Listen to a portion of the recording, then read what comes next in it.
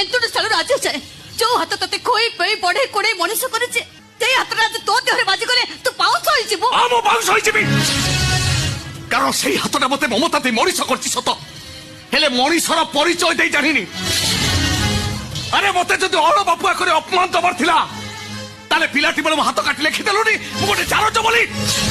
ଅନ୍ତତଃ ସେଇ ପରିଚୟରେ ପରିଚିତ ହେଇଯାଇଥାନ୍ତି, କିନ୍ତୁ ତାହା ନ କରି ହେତୁ ପାଇଲା ପରେ ମତେ ଏତେ ବଡ ଦଣ୍ଡ କାହିଁକି ଦେଲୁ ମା? ଜବାବ ଦେ ମତେ, ଜବାବ ଦେ। ତାର ଜବାବ ତୁ ଚାହୁଁଛୁ? 25 ବର୍ଷ ଭିତରେ ଯିଏ ତତେ ଥରୁକେ ଦେଖିବା ପାଇଁ ଆସିଲେନି, ପୁଅଟା ମରିଛି କି ବଞ୍ଚିଛି ଜାଣିବା ପାଇଁ ଇଚ୍ଛା କଲେନି, ତୁ ତାର ଜବାବ ଚାହୁଁଛୁ?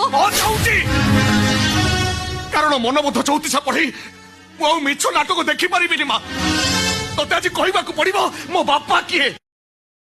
ଏନ୍ତୁଟି ସ୍ଥଳରୁ ଆଜି ଯାଏ ଯୋଉ ହାତ ତତେ ଖୋଇ ପେଇ ବଢେଇ କୋଡେଇ ମଣିଷ କରିଛି ସେଇ ହାତଟା ଆଜି ତୋ ଦେହରେ ବାଜିଗଲେ ତୁ ପାଉଁଶ